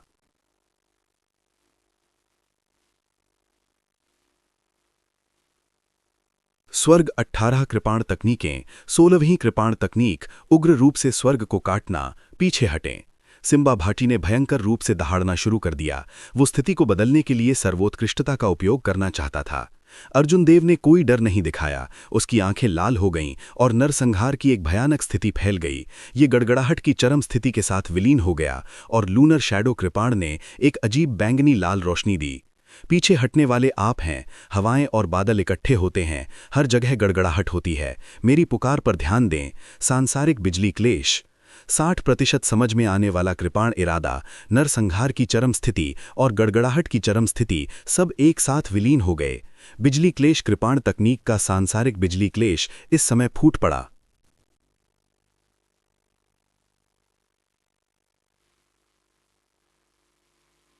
कृपाण में निहित मजबूत ऊर्जा किसी को कांपने के लिए पर्याप्त थी। इसकी आभा सिम्बा भाटी की आभा से कमजोर नहीं थी। वास्तव में ये थोड़ा मजबूत था। बूम! आकाश से ऊपर के वज्र भंवर से बिजली का एक बैंगनी बोल्ट उतरा। अर्जुन देव के पार्थिव बिजली क्लेश ने सिम्बा भाटी की कृपाण को भारी मारा। ढैंग ढैंग ढैंग। कृपाण की नोक से चिंगारियां उड़ रही थीं। अर्जुन देव ने हिलना बंद नहीं किया। उन्होंने अपने कृपाण को अपने प्रतिद्वंद्वी के कृपाण के खिलाफ दबाया, जिससे सिम्बा भाटी को बेतहाशा पीछे हटने के लिए मजबूर होना पड़ा। सिम्बा भाटी की आंखों में शौक चमक उठा। वो बहुत हैरान था। ये साथी किस संधातना तकनीक की खेती करता है? उसका सार वास्तव में ठोस हो सकता है। यहाँ तक कि 2 राज्यों 60% की समझ वाले कृपाण इरादे और मेरे सर्वोत्कृष्टता के 5वें हिस्से के साथ भी मैं अभी भी उसे ब्लॉक नहीं कर सकता। अर्जुन देव ने क्विंटेसेंस को संघनित भी नहीं किया है और वो पहले से ही इतना मजबूत है। क्या होगा जब वो क्विंटेसेंस को परिष्कृत करना शुरू करेगा? अर्जुन देव ने सिम्बा भाटी को फिर से वापस जाने के लिए मजबूर किया। अर्जुन देव के पीछे गड़गड़ाहट की शक्ति पहले ही पूरी तरह से बन चुकी थी, अपने चरम पर पहुंच चुकी थी। गरज के बादल मचल रहे थे और आकाश का रंग बदल गया था। एक भारी और दमनकारी वातावरण फैल गया, जिससे सभी को ऐसा महसूस हुआ जैसे बिजली का क्लेश उतरने वाला है। इसके अलावा अर्जुन देव भावहीन स्वर्गीय दाऊ थे, जिन्होंने बिजली के क्लेश को अंजाम दिया था। स्वर्गीय बिजली चौप। अर्जुन देव ने लाइटनिंग क्लेश कृपाण तकनीक की दूसरी चाल को अंजाम दिया। श्वेत वस्त्र धारण करने वाले अर्जुन देव के शरीर से एक चमकदार बैंगनी प्रकाश निकला। जब उन्होंने अपना कृपाण घुमाया तो वो आकाश से नीचे उतरने वाली स्वर्गीय बिजली में बदल गया। सिम्बा भाटी की आंखें चमक उठीं। उन्होंने अंततः अर्जुन देव से लड़ने के लिए अस्थायी रूप से छोड़ने का मन बना लिया। उन्होंने अपना कृपाण बहराया और रक्षात्मक रुख अपनाया। बैंग। एक दिव्य प्राणी की तरह अर्जुन देव ने अपनी कृपाण को क्षैतिज रूप से घुमाया। एक मंद आवाज आई और सिम्बा भाटी के मुंह के एक कोने से खून निकल रहा था, जैसे कि वो हवा में गिरा दिया गया। प्रतियोगिता की शुरुआत से लेकर अब तक अर्जुन देव की आभा फली फूली और उनकी तीक्ष्णता अद्वितीय थी। अप्रत्याशित रूप से अर्जुन देव ने सिम्बा भाटी को पूरे रास्ते दबाया, उन्हें कोई मौका नहीं दिया। उन्होंने सिम्बा भाटी को एक दयनीय स्थिति में मजबूर कर दिया, जिससे उन्हें प्रतिक्रिया करने का कोई मौका दिए बिना बार बार पीछे हटने के लिए मजबूर होना पड़ा। एलिमिनेशन राउंड की शुरुआत से लेकर सिम्बा भाटी कभी भी इतनी मुश्किल और दयनीय स्थिति में नहीं थे। दर्शक दीर्घा में बैठे किसान सभी चौंक गए। ये उनकी अपेक्षा से अलग लग रहा था। ये अर्जुन देव असाधारण रूप से मजबूत हैं। अगर उनके पास 4 सीजन सैबर तकनीक नहीं होती तो सिम्बा भाटी निश्चित रूप से हार जाते। हालांकि ये अर्जुन देव के लिए वास्तव में दुर्भाग्यपूर्ण है। वास्तव में अगर अर्जुन देव के पास 2 साल और होते तो आज की लड़ाई का परिणाम निश्चित रूप से अलग होता। अर्जुन देव की ताकत देखकर कई लोगों ने धीरे से आह भरी और उनके लिए और भी दया महसूस की। जैसे ही 4 सीजन कृपाण तकनीक को निष्पादित किया गया, स्थिति तुरंत बदल गई। यहां तक कि प्रभातिका जैसे मजबूत व्यक्ति भी परिणाम नहीं बदल सकता। अर्जुन देव ऐसा कैसे कर सकते हैं? अभी शायद सिम्बा भाटी अर्जुन देव के लाइटनिंग ट्रिब्यूलेशन कृपाण तकनीक को निष्पादित करने और उनकी गति को कमजोर करने का इंतजार कर रहे हैं। फिर वो स्थिति को उलटने के लिए 4 सीजन कृपाण तकनीक को निष्पादित करेगा। जैसे ही भीड़ ने बात की, अर्जुन देव ने अंततः बिजली क्लेश कृपाण तकनीक की आखिरी चाल दिव्य बिजली क्लेश को अंजाम दिया। गरज के साथ बादलों ने आकाश को ढक लिया, जिससे अंधेरा छा गया। ये दुनिया के अंत की तरह था। भारी वातावरण ने सांस लेने में कठिनाई पैदा की। जब अर्जुन देव ने अपनी कृपाण घुमाई तो आकाश में केवल चमकदार बैंगनी प्रकाश की चमक थी। ऊपर गरज के भंवर में असंख्य सुनहरे देवता चिल्लाए, माइटी स्वर्गीय शक्ति, जो लोग इसकी अवहेलना करेंगे वे बिना किसी दया के मारे जाएंगे। ध्वनि तरंगे फैल गईं, जिससे अर्जुन देव के कृपाण प्रहार की आभा में दिव्य शक्ति का एक निशान जुड़ गया। यदि ये स्वर्गीय कृपाण मंडप के संस्थापक पूर्वज इसे निष्पादित कर रहे होते तो ये कृपाण सुनहरे बिजली के प्रकाश में ढकी होती, दिव्य शक्ति से भरपूर। सिम्बा भाटी के हाव भाव गंभीर हो गए। उन्होंने लापरवाही बरतने की हिम्मत नहीं की। उन्होंने अपने शरीर में सभी सर्वोत्कृष्टता को बाहर निकाला और अपने सामने एक मोटी क्विंटेसेंस ढाल बनाई। बैंग। अर्जुन देव, जो पहले आकाश में ऊंचे थे, बिजली की रोशनी के साथ सिम्बा भाटी के सामने उतरे। दिव्य बिजली क्लेश योजना के अनुसार आया। एक चौंकाने वाला विस्फोट गूंज उठा। उस पल में कृपाण क्यूवी ने कठिन विंड क्लाउड प्लेटफॉर्म में एक लंबी दरार को फाड़ दिया। दरार बढ़ती रही और पलक झपकते ही इसने विंड क्लाउड प्लेटफॉर्म को आधा कर दिया। कृपाण के इस प्रहार ने सिम्बा भाटी को तोप के गोले की तरह वापस गिरा दिया। उसके शरीर पर क्विंटेसेंस शील्ड में दरारें फैल गईं। ये बिखरने से पहले 3 सांसों तक चला। हालांकि समय की इन 3 सांसों के कारण इस दिव्य बिजली क्लेश की शक्ति में काफी कमी आई। Simba Bhati wind cloud barrier से टकरा गए और खून की एक बड़ी कौर उल्टी कर दी। फिर वो जमीन पर पा की आवाज के साथ गिर गया। बिजली की रोशनी गायब हो गई और तेज हवा बहना बंद हो गई। अर्जुन देव द्वारा दिव्य विद्युत क्लेश को निष्पादित करने के बाद हवा और गड़गड़ाहट की शक्ति धीरे धीरे गायब हो गई। विंड क्लाउड प्लेटफॉर्म ने अपनी शांति वापस पा ली। केवल दरार से निकला ड्रैगन क्यूई ने अभी भी पहले की चाल की भयानक ताकत दिखाई। लाइटनिंग क्लेश कृपाण तकनीक वास्तव में अपनी प्रतिष्ठा पर खरी उतरती है। हालांकि अंत में इसने मुझे नहीं मारा, सिम्बा भाटी। सिम्बा भाटी के बाल बिखरे हुए थे और उनके कपड़े फटे हुए थे। हालांकि वो प्रतियोगिता की शुरुआत से अपनी सभी शिकायतों को व्यक्त करते हुए पागलों से हंसने लगा। सिम्बा भाटी की आंखों में जोश भर गया और उनके दिल में एक मजबूत लड़ाई की भावना फैल गई। वो बिल्कुल भी निराश महसूस नहीं कर रहा था। उन्होंने कहा, अर्जुन देव, जब से मैं मशहूर हुआ हूं, मेरी ऐसी हालत कभी नहीं रही है। तुमने मुझे पूरी तरह से क्रोधित कर दिया है। अब जबकि तुम्हारी गति समाप्त हो गई है, तो मेरे सिम्बा भाटी के क्रोध को सहने के लिए तैयार हो जाओ। ऊर्जा का पहला उछाल बाघ की तरह था। ऊर्जा का दूसरा उछाल कमजोर हो गया और ऊर्जा का तीसरा उछाल समाप्त हो गया। ये वो प्रभाव था जो सिम्बा भाटी चाहते थे। वो अर्जुन देव की आभा के अपने चरम पर पहुंचने का इंतजार कर रहे थे। एक बार जब अर्जुन देव की आभा अपने चरम पर पहुंच जाती थी, तो अर्जुन देव उन्हें हरा नहीं पाते। जैसे ही अर्जुन देव की आभा गिर गई, सिम्बा भाटी 4 सीजन कृपाण तकनीक का उपयोग करके बिजली की तेज हड़ताल से निपटने लगेंगे। फिर सब कुछ खत्म हो जाएगा। अर्जुन देव एक पल में स्वर्ग से नरक में गिरने के एहसास का स्वाद चखेंगे। भारी झटका लगाने का ये सबसे अच्छा तरीका था। वो न केवल विंड क्लाउड प्लेटफॉर्म में अपने प्रतिद्वंद्वी को हरा सकता था, बल्कि वो अपने प्रतिद्वंद्वी को आत्मविश्वास खोने का कारण भी बना सकता था। उसमें एक दिल दानव लगा सकता था और उसे अपनी कृपाण तकनीकों में कोई प्रगति करने से रोक सकता था। सब खत्म हो गया है। सिम्बा भाटी 4 सीजन सेबर तकनीक को क्रियान्वित करने जा रहे हैं। दर्शक दीर्घा में कोई मदद नहीं कर सकता था और आहें भर सकता था। परिणाम स्पष्ट था। स्वर्गीय कृपाण मंडप के कई बुजुर्गों ने अत्यंत चिंतित भाव दिखाए। प्रभाकर राय ने निराशा से कहा, हमारे स्वर्गीय कृपाण मंडप ने उसके साथ अन्याय किया है। अगर हमारे पास एक मार्शल तकनीक होती जो 4 सीजन सेबर तकनीक का टक्कर दे सकती थी, तो सिम्बा भाटी इतना अहंकारी नहीं हो पाते। बाई का शुद्ध और मनमोहक चेहरा चिंता से भर गया। उसकी चमकदार आंखें आंसुओं से चमक रही थीं और उसकी भौहें चिंता से भर गई थीं। अरुण तेजस ने अपना गोल्डन फैन फड़फड़ाया और आह भरी।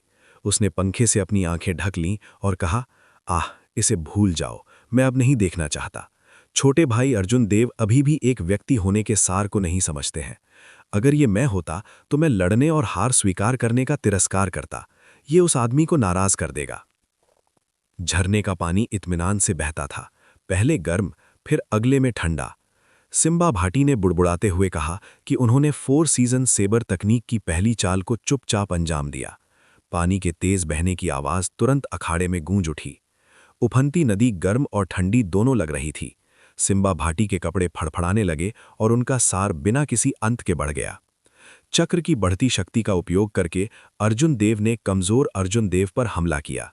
शायद इसलिए क्योंकि सिम्बा भाटी पहले अर्जुन देव द्वारा पीटे गए थे, इस हद तक कि वो बिल्कुल भी जवाब नहीं दे सकते थे। वो बहुत उदास महसूस कर रहे थे। सिम्बा भाटी की मूल रूप से कोमल कृपाण हड़ताल आक्रोश से भरी हुई थी। चक्र की शक्ति को किसी स्वर्गीय प्राणी द्वारा अवरुद्ध नहीं किया जा सकता था। जब इस कृपाण प्रहार को अंजाम दिया गया, तो अर्जुन देव की ओर एक असीमित शौक लहर दौड़ पड़ी। विंड क्लाउड प्लेटफॉर्म में हवा और बादल फिर से इकट्ठे हो गए। अर्जुन देव की निगाहें शांत थीं। 4 सीजन सेबर तकनीक की पहली चाल का सामना करते समय उन्हें कोई खुशी या दुख महसूस नहीं हुआ। उनका हृदय शांत और अविचलित रहा।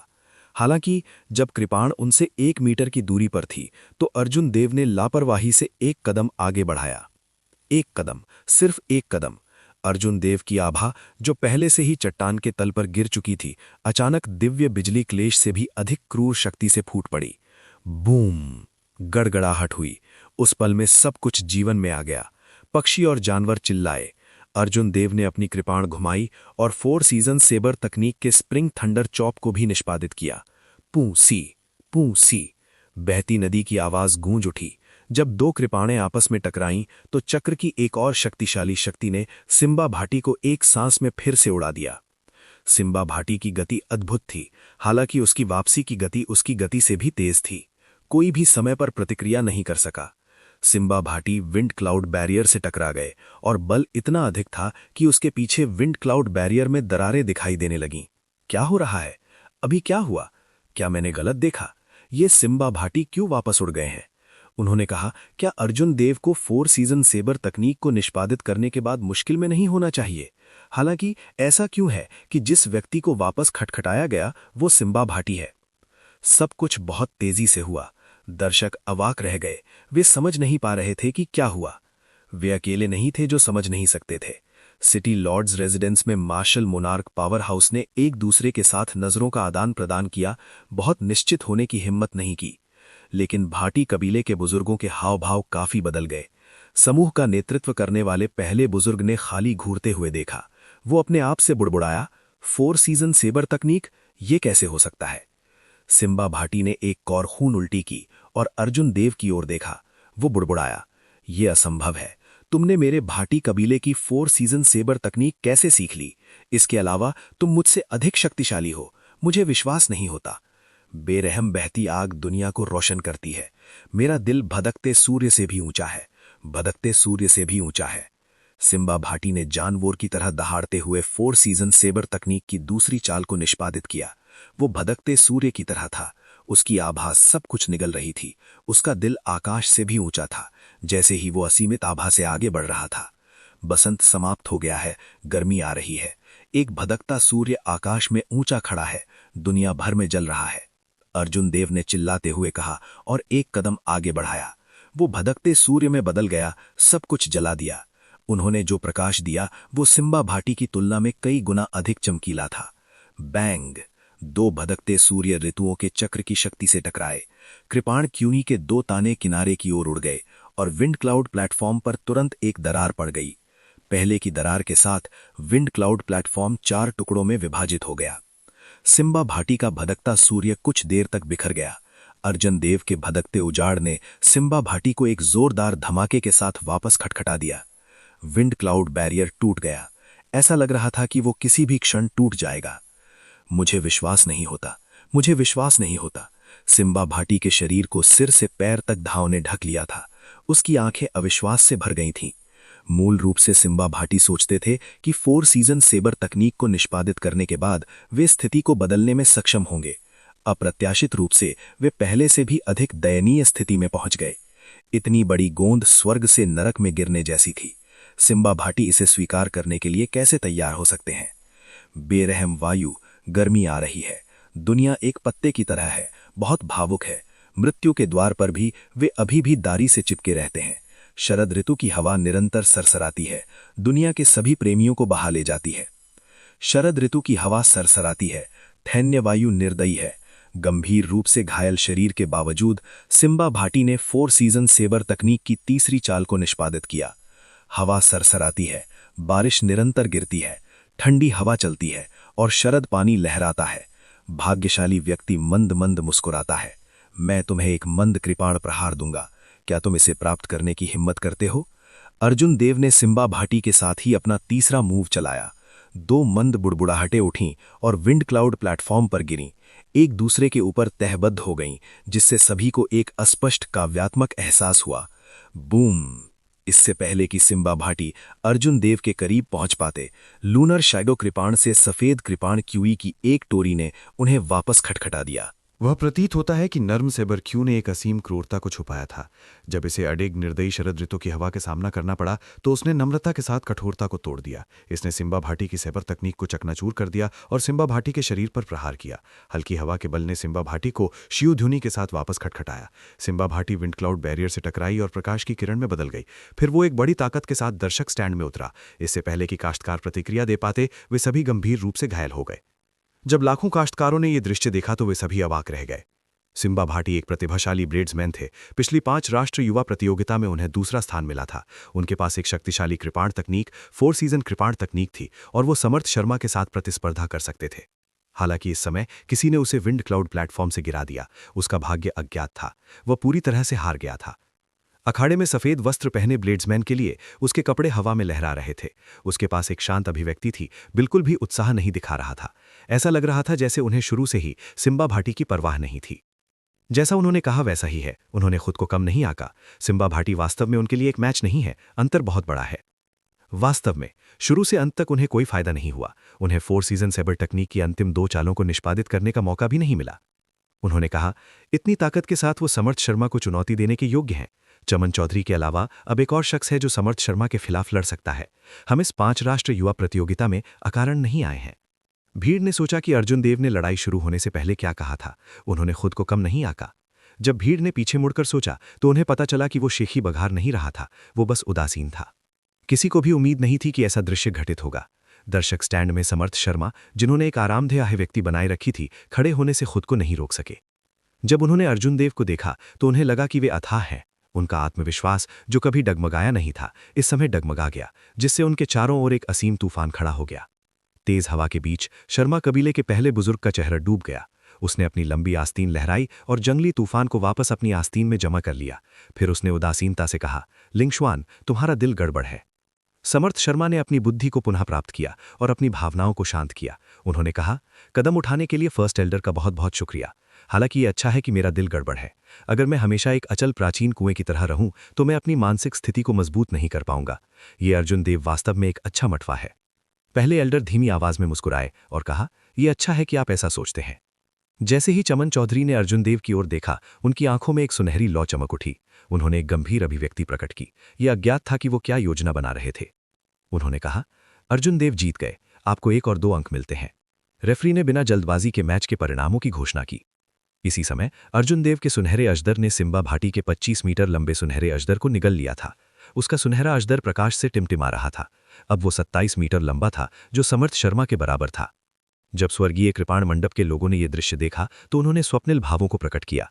प्रभाकर राय बुड़बुड़ाए, मैं इसके माध्यम से नहीं देख सकता, मैं वास्तव में इसके माध्यम से बिल्कुल भी नहीं देख सकता। बाई की आंखें उत्साह के आंसुओं से भर गईं। उसके मासूम चेहरे पर रोना और मुस्कुराना दोनों दिखाई दे रहा था। उसने अपने बगल में मौजूद शालिनी मेघ को गले लगाया और कहा, बड़ी बहन शालिनी, बड़े भाई अर्जुन देव जीत गए, वो जीत गया। शालिनी मेघ ने अपना सिर थोड़ा हिलाया और एक कड़वी मुस्कुराहट प्रकट की। वो बहुत जटिल महसूस कर रही थी। अप्रत्याशित रूप से कई साल पहले के युवा इस स्तर तक बढ़ गए थे। भाटी कबीले के बुजुर्गों ने अर्जुन देव को शत्रुतापूर्ण दृष्टि से देखा। वे उसे मौके पर ही पकड़ना चाहते थे और उसे ये बताना चाहते थे कि उसने 4 सीजन कृपाण तकनीक कैसे सीखी। हालांकि भले ही वे परेशान थे, उन्होंने जल्दबाजी में काम करने की हिम्मत नहीं की। पिछले 10,000 वर्षों से जिन संप्रदायों ने 5 सीजन प्रतियोगिता के दौरान परेशानी पैदा की, उनका अंत अच्छा नहीं हुआ। 90वें दौर में इस लड़ाई के बाद अन्य सभी लड़ाइयां हीन थीं, जिससे लोगों को एक नीरस और निर्बाध एहसास हुआ। दिग्गजों के बचे हुए मैच भी देखने लायक नहीं थे। कभी कभी वे अर्जुन देव पर अपनी निगाहें डालते थे, जो अपनी आंखें बंद करके आराम कर रहे थे। जैसे ही उन्होंने धीमी आवाजों में चर्चा की, वे अर्जुन देव की अगली उपस्थिति के लिए प्रत्याशा से भर गए। क्या वो उन्हें एक और सुखद आश्चर्य देंगे? मैचों के इस दौर में समाप्त होने के बाद 8 दिग्गजों में से केवल 3 ही लगातार जीत के साथ बचे हुए थे। वे थे अर्जुन देव, समर्थ शर्मा और चमन चौधरी। शिखर पर चढ़ने वाले लोगों की संख्या एक बार फिर से कम हो गई थी। इस 5 राष्ट्र युवा प्रतियोगिता का चैंपियन निश्चित रूप से इन तीनों में से ही एक होगा। जहां तक सिम्बा भाटी का सवाल है, जिन पर सभी ने अपनी उम्मीदें रखी थीं, उन्होंने प्रतिस्पर्धा करने की अपनी योग्यता पूरी तरह से खो दी थी। अभी भी 5 दौर बाकी थे। वे जल्द ही मिलेंगे। बात सिर्फ इतनी थी कि कोई नहीं जानता था कि कौन पहले लड़ेगा। अगला मैच अर्जुन देव बनाम समरकेतु। अर्जुन देव का मैच एक बार फिर से शुरू हो गया। भीड़ का पहले का शांत माहौल तुरंत जीवंत हो गया। तरह तरह की चर्चाएं छिड़ गईं। हालांकि समरकेतु चमन चौधरी से हार गए और पहली रैंक के लिए प्रतिस्पर्धा करने की योग्यता खो चुके थे, लेकिन उनकी ताकत सभी के लिए स्पष्ट थी। किसी ने भी उन पर शक करने की हिम्मत नहीं की। चाहे वो राजत्व की मजबूत स्थिति हो या वो अद्भुत मार्शल तकनीक जो अंत तक चली, समरकेतु निश्चित रूप से युवा पीढ़ी के टॉप 3 में थे। यदि समरकेतु अर्जुन देव के खिलाफ लड़ते तो वो अर्जुन देव की कुछ ताकत को निकाल सकते थे, जिससे सभी लोग अर्जुन देव के माध्यम से देख सकें। बैंग! समरकेतु जरा भी पीछे नहीं हटा। जैसे ही मैच शुरू हुआ, उसने अपने स्वर्गीय युद्ध हेलबर्ट से जमीन पर जोर से प्रहार किया। राजत्व की एक विशाल स्थिति समुद्र की तरह फैल गई। आकाश की ओर इशारा करें, पृथ्वी पर पैर पटके। समुद्र की सतह बढ़ गई और 81 लहरें दिखाई दी। समरकेतु ने आकाश की ओर अपनी उंगली उठाई और पृथ्वी पर पैर पटक दिया। उसने एक निडर आभा के साथ हमला किया। अर्जुन देव ने अपने 60% समझे गए सेबर इरादे के साथ दोनों राज्यों को तुरंत एक साथ मिला दिया और वुकुई ब्रेक्स द हेवंस को निष्पादित किया। सेबर ने प्रकाश की एक लंबी किरण बनाई जब इसने समरकेतु को हवा में रोक दिया। बल तोड़ने की तकनीक का उपयोग करके अर्जुन देव ने वुकुई ब्रेक्स द हेवंस की विशेषताओं का उपयोग क्रूर बिंदु को तोड़ने के लिए, हेवंस और पृथ्वी पर रौंदने के लिए किया, इससे पहले कि वो अपने चरम पर पहुंचता। अर्जुन देव कभी भी ऐसे खोजी नहीं थे जो केवल डटकर लड़ना जानते थे। तकनीक और आंखों की रोशनी के मामले में वो किसी से नहीं हारे। पहल करते हुए अर्जुन देव ने लगातार लाइटनिंग क्लिबेशन सेवा तकनीक को निष्पादित किया, जिसके लिए वो बिजली जमा कर रहे थे। अर्जुन देव ने लहराते समुद्र पर समरकेतु के साथ एक गहन युद्ध शुरू किया। एक तरफ राजत्व की राज्य थी जो 4 समुद्रों पर राज्य करती थी। दूसरी तरफ 60% समझा गया सेबर इरादा और गड़गड़ाहट नरसंहार की स्थिति थी। विंड क्लाउड प्लेटफॉर्म पर दोनों एक गतिरोध में बंध गए थे। लहरें बेतहाशा उठीं और फट गईं। गड़गड़ाहट अनंत रूप से गड़गड़ा रही थी, जबकि लालिमा युक्त हत्या की कीव चारों तरफ फैल रही थी। बैंग! डिवाइन लाइटनिंग किबेशन ने समर केतु को वापस खटखटाया। अर्जुन देव हवा में खड़े थे, जिनका हाथ एक हाथ से सेबर को पकड़े हुए वो हवा का सामना कर रहे थे। समर केतु ने घूमकर खुद को स्थिर किया और फिर अपने होठों से खून पोंछकर मुस्कुराया। ऐसा लगता है कि अन्य मार्शल तकनीक आपके लिए कोई खतरा नहीं पैदा करती हैं। सावधान रहें, मैं अपनी हत्या की चाल को इस्तेमाल करने जा रहा हूं। शुद्ध आक्रामक शक्ति के संदर्भ में अनंत समय 4 सीजन सेबर तकनीक की 3 पहली चालों से मजबूत है। मैं वास्तव में देखना चाहता हूं कि आप इससे कैसे निपटते हैं। समर केतु के बोलने के ठीक बाद उसके पीछे का विशाल समुद्र को शहतूत के खेतों में बदलने की स्थिति में बदलने लगा। समय निर्दयी था। पलक झपकते ही 10,000 वर्ष बीत गए। अनंत समय केवल राजत्व की शाश्वत स्थिति बनी रही। 10,000 वर्षों तक अनंत रही, शाश्वत रही। मजबूत रहस्यमयी घटना सिर्फ एक बास में पूरी हो गई। हेवंस वॉर हेल्बर्ट के चारों ओर लिपटी राजत्व की स्थिति एक प्राचीन और गंभीर आभा प्रदान करती है। अर्जुन देव ने खुद से सिर हिलाया। ये कदम वास्तव में मजबूत था, हालांकि उसके लिए इसकी खामियां बहुत स्पष्ट थीं। पलक झपकते ही 10,000 साल बीत गए। उस स्थिति में यदि अर्जुन देव पलक झपकते ही हमला कर सकते हैं तो दूसरे पक्ष की रहस्यमयी घटना अपने आप टूट जाएगी। अर्जुन देव की दाहिनी आंख में एक भयंकर बैंगनी लौ जल गई, जिससे एक बैंगनी तीर बन गया जो जलमी से लंबा हो गया। इस कदम को पर्पल थंडर एरो कहा जाता था। ये अर्जुन देव की सबसे तेज मार्शल तकनीक थी। उनके पर्पल थंडर डिवाइन इंटेंशन की छठी परत तक बढ़ने के बाद उनकी गति मार्शल किंग्स की बाधा को तोड़ दिया। कोई मजबूत विस्फोटक बल या आक्रामक शक्ति नहीं थी, केवल एक भयानक मर्मज्ञ शक्ति थी और इससे भी भयानक गति थी। शिव! पलक झपकते ही समय बीतने वाला था। पर्पल थंडर एरो निकल गया और समर केतु के सीने में उंगली के आकार का खूनी छेद दिखाई दिया। अनंतहीन समय की स्थिति भी अस्थिर होने लगी। अर्जुन देव ने इस मौके का फायदा उठाते हुए आगे बढ़े। उन्होंने 4 सीजन सेबर तकनीक स्प्रिंग थंडर चॉप की पहली चाल को अंजाम दिया। गड़गड़ाहट हुई और ऋतुओं के चक्र की शक्ति ने समर केतु को वापस खटखटाया, जिससे उसे खून की उल्टी हुई। राजत्व की तथाकथित स्थिति, जिसे समय के अंत तक संयमित होने के लिए 10,000 वर्षों की आवश्यकता थी, हर किसी की आश्चर्यचकित निगाहों के सामने आसानी से टूट गई। 10,000 साल बहुत लंबा है। मैं केवल इस पल को जब्त कर सकता हूं। समर केतु को हराने के बाद अर्जुन देव के 27 मीटर लंबे सुनहरे अजगर ने उसकी कुछ ऊर्जा निगल ली। हालांकि ऐसा लगता है कि इसमें ज्यादा बदलाव नहीं हुआ है। अर्जुन देव का सुनहरा अजगर पहले से ही बहुत बड़ा था। इसके अलावा ग्रीष्मकालीन केतु का सुनहरा अजगर अर्जुन देव की तुलना में कमजोर था। यदि कोई परिवर्तन होता तो वह केवल इतना होता कि वह उज्ज्वल होता। सुनहरी ड्रैगन आंखें जीवन से चमक उठीं। सुनहरा अजगर बहुत बुद्धिमान था। यह महसूस कर रहा था कि वह जीवित है। इस राउंड में समर्थ शर्मा का मुकाबला वाहिद से था। चमन चौधरी का प्रतिद्वंद्वी साकेत थे। बिना किसी आश्चर्य के उन दोनों ने आसानी से जीत हासिल की।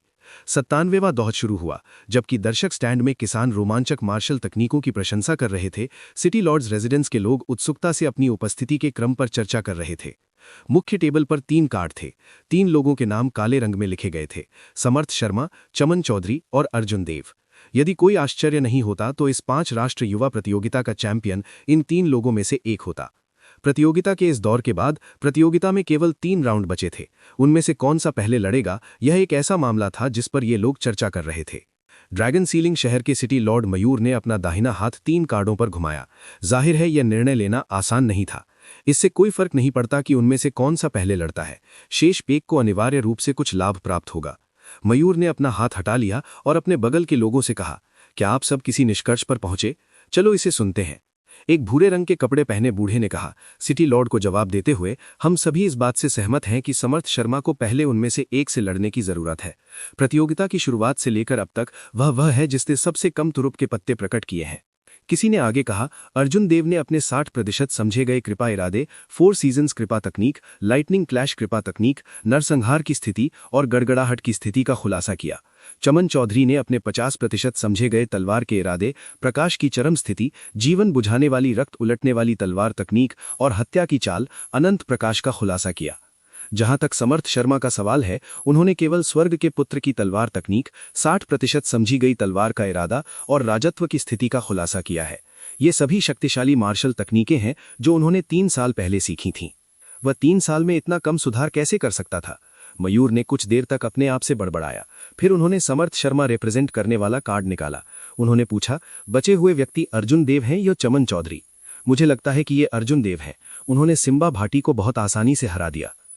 मुझे लगता है कि ये चमन चौधरी हैं। यहाँ तक कि उन्होंने समर केतु के भाले के प्रहार से आमने सामने भिड़ने की हिम्मत की। यहाँ तक कि अर्जुन देव को भी इस कदम को तोड़ने के लिए चालाकी का सहारा लेना पड़ा। चमन चौधरी होना चाहिए या अर्जुन देव? इसके साथ ही प्लेटफॉर्म के सामने मौजूद लोग तुरंत दो गुटों में बट गए और बिना रुके बहस करने लगे। मयूर ने भौहें सिकोड़ी और नाखुशी से कहा, बहस बंद करो। जो लोग अर्जुन देव को पहले जाने के पक्ष में हैं, वे अपना हाथ उठाकर फैसला करें। 8 बूढ़ों ने अपना निर्णय लिया, फिर उनमें से 4 ने अपनी सहमति व्यक्त की। यह अभी भी ड्रॉ था। जब मयूर ने स्थिति देखी तो उन्होंने कहा, उस मामले में मुझे भी गिनो। अर्जुन देव को पहले समर्थ शर्मा से लड़ने दो। समर्थ शर्मा के बाद उन्होंने अर्जुन देव का पत्ता समर्थ शर्मा के ऊपर रखा। उसकी गहरी आंखों में एक गंभीर अभिव्यक्ति चमक उठी। मयूर ने उदासीनता से कहा, इसे अपने साथ अन्याय के रूप में समझो। हालांकि इस दुनिया में पूर्ण निष्पक्षता जैसी कोई चीज नहीं है। एक सच्चा विशेषज्ञ ऐसे नियमों से परेशान नहीं होगा, वे बस जीतते रहेंगे। इस समय अर्जुन देव, जो अभी अभी विंड क्लाउड प्लेटफॉर्म पर चढ़े थे, को नहीं पता था कि सिटी लॉर्ड्स रेजिडेंस ने अभी अभी एक ऐसा निर्णय लिया है जो उनके लिए नुकसानदायक था। हालांकि अगर वह जानता भी था तो वह बहुत अधिक परवाह नहीं करता। यह वैसा ही था जैसा मयूर ने कहा था, वह बस जीतता रहेगा। प्रतिद्वंद्वी को देखते हुए अर्जुन देव ने अपने नाजुक चेहरे पर एक आराम के भाव प्रकट किए। ऐसा इसलिए था क्योंकि उनका प्रतिद्वंद्वी एक और पुराना मित्र था। प्रभातिका ने विंड क्लाउड प्लेटफॉर्म पर खड़े होकर एक लंबी गुलाबी पोशाक पहनी थी। उसकी उत्साहित नजरों ने अर्जुन देव की ओर देखा। वह महसूस करने से ना रोक सकी कि उसके दिल में कुछ हद तक पश्चाताप महसूस हुआ। दुनिया के मामले अप्रत्याशित थे। हमेशा कुछ चीजें ऐसी थी जिनका कोई अनुमान नहीं लगा सकता था। कुछ लोग ऐसे भी थे जिनका कोई पता नहीं लगा सकता था। 2 साल पहले जब प्रभातिका का सामना अर्जुन देव से हुआ था तो उसे ड्रॉ के लिए लड़ने के लिए अपने राज्य का उपयोग करने की भी आवश्यकता नहीं थी। अब भले ही वह अपनी पूरी शक्ति का उपयोग करती हो और असाधारण रूप से अच्छा प्रदर्शन करती हो, वह उसके लिए एक मैच नहीं होगी। प्रभातिका ने अपनी बुद्धि वापस पाली। वह मुस्कुराई और बोली, मुझे डर है कि मैं अब आपके खिलाफ अपनी पूरी शक्ति का उपयोग नहीं कर सकती। चलो यहीं रुकते हैं। यदि वह अपनी पूरी शक्ति का उपयोग करती है तो भी वह हार जाएगी। यदि वह इसका उपयोग नहीं करती है तो भी वह हार जाएगी। चूंकि ऐसा था, इसलिए स्वाभाविक रूप से उसकी पूरी शक्ति का उपयोग करने की कोई आवश्यकता नहीं थी। अर्जुन देव ने धीरे से मुस्कुराते हुए कहा, आप पर निर्भर है, आप पहला कदम उठाएं। प्रभातिका ने धीरे से छलांग लगाई और ठंडी हवा के साथ मुक्का मारा। हालांकि उसने अपने प्रकाश और बादल की स्थिति का उपयोग नहीं किया, केवल अपनी मूवमेंट तकनीक और मॉर्निंग सन फिस्ट पर ही भरोसा किया। बैंग! चंद्र छाया कृपाण को पकड़े हुए अर्जुन देव ने लापरवाही से जमीन को छुआ। Hard wind cloud platform tofu की तरह था। मयान उसमें गहराई तक धंस गया। प्रभातिका ने अपने राज्य का उपयोग नहीं किया। उसने अपनी कृपाण का उपयोग करने का भी इरादा नहीं किया। जब उसने अपने प्रतिद्वंद्वी के साथ संघर्ष करने के लिए ड्रैगन क्लॉ फिस्ट का उपयोग किया तो उसकी आकृति चमक उठी। ड्रैगन निडर! वाइटल क्यू अर्जुन देव की हड्डियों के माध्यम से बहने लगी। उसने अपनी दाहिनी मुट्ठी भींच ली और एक नीला ड्रैगन सिल क्रूरता से दहाड़ने लगा। इसके बाद प्रभातिका से उसकी भिड़ंत हुई। बैंग! बैंग! बैंग! दोनों मुट्ठियां आपस में टकरा गईं। निडर ड्रैगन भीषण रूप से दहाड़ने लगा और प्रकाश फट गया। जल्द ही उन्होंने दर्जनों चालें आदान प्रदान की। प्रभातिका यह जानकर कुछ हद तक आश्चर्यचकित थीं कि यदि वह अपनी स्थिति का उपयोग नहीं करती है तो वह थोड़े समय के भीतर अर्जुन देव को कुछ नहीं कर पाएंगी। एक और 100 चालों के बाद वह अभी भी अर्जुन देव को कुछ नहीं कर सकी। इसलिए प्रभातिका के पास अपने प्रकाश और बादल की स्थिति को सक्रिय करने के अलावा कोई विकल्प नहीं था। बादलों से सुबह का सूर्य निकल आया। जब उसने मुक्का मारा तो उसने अर्जुन देव को 100 मीटर पीछे धकेल दिया। प्रभातिका ने युद्ध के मैदान के बीच में फंसे चंद्र छाया कृपाण को देखा और आह भरी, मैं हार गई। हे, हालांकि लड़ने की तकनीकों के मामले में आप अभी भी मुझसे निकृष्ट हैं। अर्जुन देव की बात समाप्त होने के बाद उन्होंने अर्जुन देव को बोलने का मौका नहीं दिया। हार मानने के बाद वह विंड क्लाउड अरीना से दूर चले गए। अर्जुन देव ने अपना सिर हिलाया और बेबसी से मुस्कुराया। सुनहरे अजगर के निगलने के बाद उसने धीरे से चंद्र छाया कृपाण को उठाया और अपनी सीट पर वापस लौट आया और फिर अपनी आंखें बंद कर लीं और आराम किया। उसके कानों में अनगिनत आवाजें गूंज उठीं और मार्शल स्टेज आशंका से भर गया। मैचों के दौर के अंत के साथ साथ हर किसी की भावनाएं अभूतपूर्व ऊंचाई पर थीं। 3 राउंड के मैचों के बाद इस 5 राष्ट्र युवा प्रतियोगिता का विजेता तय हो जाएगा। सच्चा ड्रैगन कौन था? शिखर पर कौन चढ़ेगा? भाग्य का वाहक कौन बनेगा? इस युग के परिवर्तनों का नेतृत्व कौन करेगा? यह सब सामने आ जाएगा।